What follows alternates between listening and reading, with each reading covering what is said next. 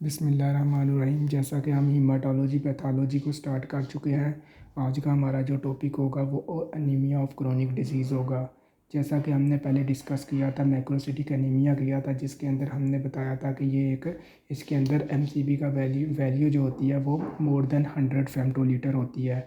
तो ऐसी ऐसी कंडीशन एनीमिया की जिसके अंदर एमसीबी की वैल्यू मोर देन 100 फेमटोलीटर हो, उसको हम मैक्रोसिटिक एनीमिया या मैगेलोब्लास्टिक एनीमिया कहते थे। आज जो हमारा एनीमिया ये माइक्रोसिटिक एनीमिया है, ठीक हो गया। इसके अंदर एमसीबी का वैल्यू जो होता है ये लेस देन 80 होता है।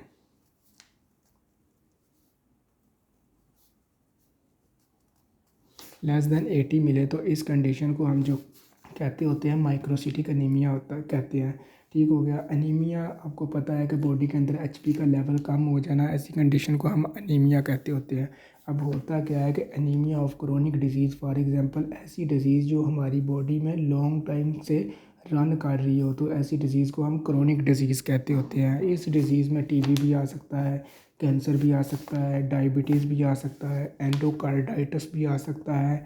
ठीक हो गया। इस तरह ये सारी डिज़ीज़ जो होती हैं ये क्रोनिक डिज़ीज़ में कंसीडर की जाती है। अब इसमें होता क्या है कि फॉर एग्ज़ाम्पल एक बंदा जो है वो टीबी का बंदा है जो कि क्रोनिकली उसकी बॉडी में रन कर रही है, और इस डिज़ीज़ की वजह से उसकी बॉडी में आरबीसी का लेवल कम हो जाता है। जब आरबीसी का लेवल कम होगा तो एचबी भी जो होगी वो कम होगी।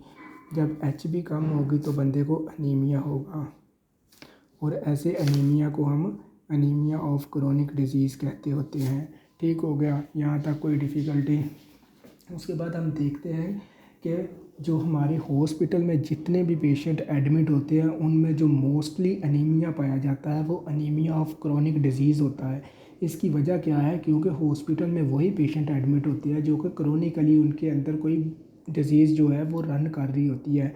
तो इसलिए हॉस्पिटल में जितने भी पेशेंट पाए जाते हैं उनमें अगर कोई अनीमिया हो तो उनमें मोस्टली जो होगा वो अनीमिया ऑफ क्रोनिक डिजीज़ होगा। अब इसकी हम पैथोजेनेसिस को देख लेते हैं कि क्या होता है।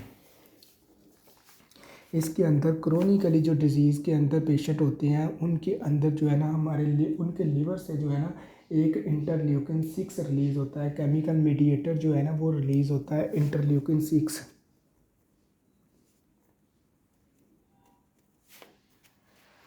अब ये इंटरल्यूकिन 6 जो होता है ये हेप्सिडन प्रोटीन को रिलीज़ करता है।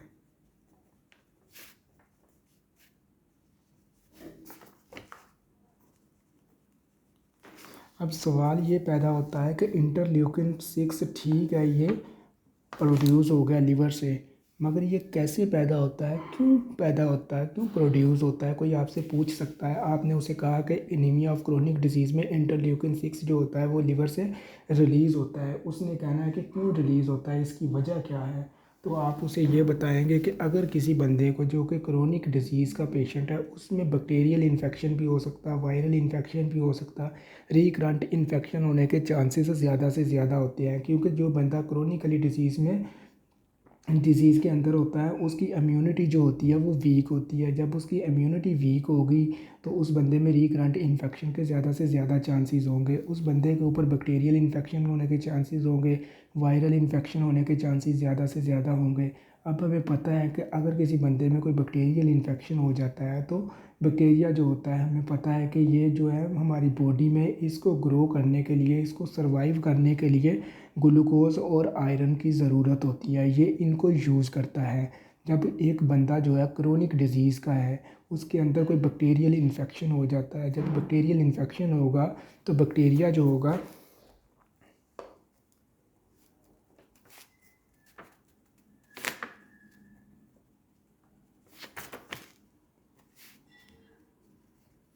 ग्लूकोज और आयरन को यूज़ करेगा।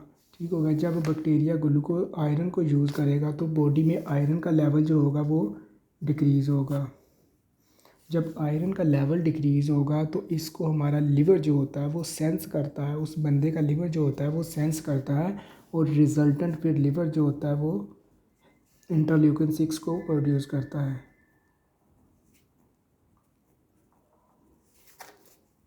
अब इंटरल्यूकिन 6 जो होता है ये आगे हेप्सिडिन प्रोटीन को रिलीज़ करता है।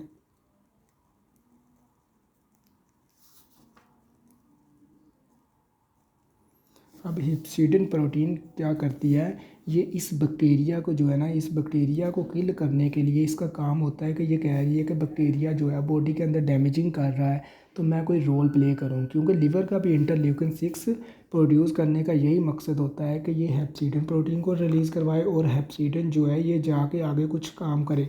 तो अब सवाल ये होता है कि हेप्सिडन क्या काम करती है।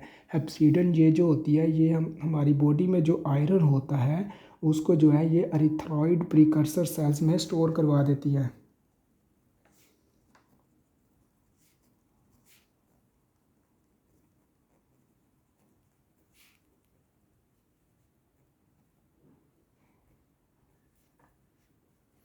जब ये आयरन को एरिथ्रॉइड प्रीकर्सर सेल में स्टोर करवा देगी तो आयरन जो होगा वो बॉडी में नहीं होगा, तो बैक्टीरिया को सर्वाइव करने के लिए आयरन और ग्लूकोज की ज़रूरत होती है। जब उसको आयरन नहीं मिलेगा तो बैक्टीरिया जो होगा वो किल हो जाएगा। एक तरह से हमें पता चला कि ये हेप्सिडन जो होती है ये हमारी बॉडी के लिए एक तरफ से तो अच्छा काम करती है, दूसरी तरफ से अब ये नुकसान क्या करती है, जब ये आयरन को स्टोर करवा देगी तो बॉडी में नॉर्मल जो फंक्शन के लिए आयरन नहीं होगा, तो बॉडी में फिर एबनॉर्मेलिटीज़ आएंगी।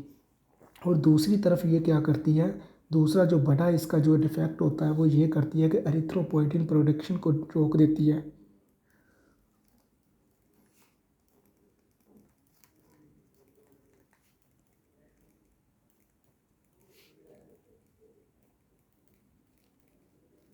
जब ये एरिथ्रोपोइटिन प्रोडक्शन मतलब ये कि आरबीसी की प्रोडक्शन को रोकेगी, तो आरबीसी जब नहीं प्रोडक्शन होगी आरबीसी की, तो आरबीसी का लेवल जो होगा वो बॉडी में कम होगा।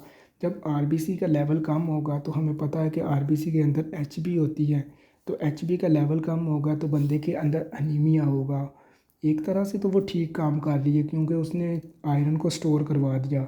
दूसरी तरफ से ये जब आयरन को स्टोर करवाएगी तो बॉडी में आयरन का लेवल जो होगा वो कम हो जाएगा, जिस वजह से फिर बंदे के अंदर जो अनीमिया होगा वो अनीमिया ऑफ क्रोनिक डिजीज़ होता है। अब हम देखते हैं कि इस बंदे के अंदर जो है ना हमें क्लिनिकल फीचर क्या देखने को मिलते हैं। हमें पता है कि एनीमिया के अंदर जब आरबीसी का लेवल कम होगा, बॉडी को ब्लड नहीं मिलेगा, बंदे का कलर जो होगा पेलर होगा, डिजीनेस होगी, जब ब्रेन को ब्लड सप्लाई कम होगी, मसल पेन होगी। उसके बाद हम देख लेते हैं कि इस बंदे के अंदर हमने इन्वेस्टिगेशन क्या करवाना होता है, लैब्स क्या करवानी होती है। लैब्स के अंदर हमारा जो फर्स्ट इन्वेस्टिगेशन ऑफ चॉइस होती है वो होती है सीबीसी। सीबीसी मतलब ये कि कंप्लीट ब्लड काउंट। सीबीसी हमें क्या शो करती है, डिक्रीज आरबीसी लेवल। जब आरबीसी का लेवल कम होगा तो एचबी जो होगी वो डायरेक्टली कम होगी। उसके बाद हमें क्या शो करती है, इस बंदे के अंदर सीबीसी सीरम आयरन जो होता है वो कम शो करती है, डिक्रीज सीरम आयरन। इसकी वजह क्या है, क्योंकि हमें पता है कि हेप्सिडन प्रोटीन जो होती है वो आयरन को एरिथ्रॉइड प्रीकर्सर सेल में स्टोर करवा देती है, तो इस बंदे में फिर आयरन का लेवल जो होगा सीरम में वो कम मिलेगा। उसके बाद क्या होता है, सीरम फेराटिन लेवल जो होता है वो इंक्रीज़ मिलता है।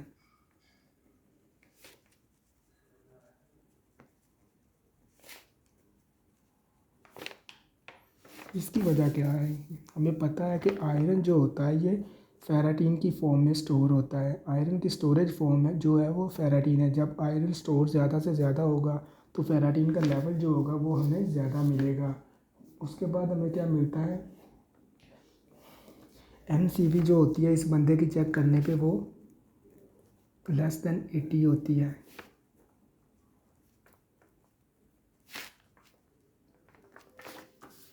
अब इस बंदे के अंदर हमने ट्रीटमेंट क्या करना होता है वो हम देख लेते हैं।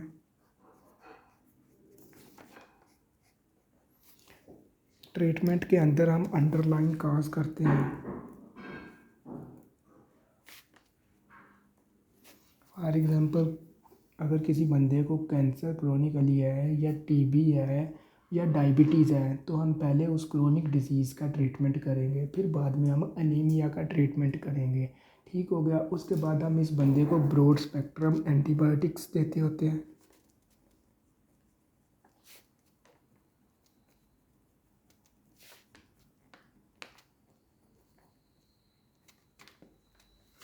इसकी वजह क्या है, क्योंकि हम बैक्टीरियल इन्फेक्शन होगा बंदे को तो हम उसको एंटीबायोटिक्स देंगे, और एंटीबायोटिक्स में हम सेफ्ट्रियाक्सोन दे सकते हैं इस बंदे को।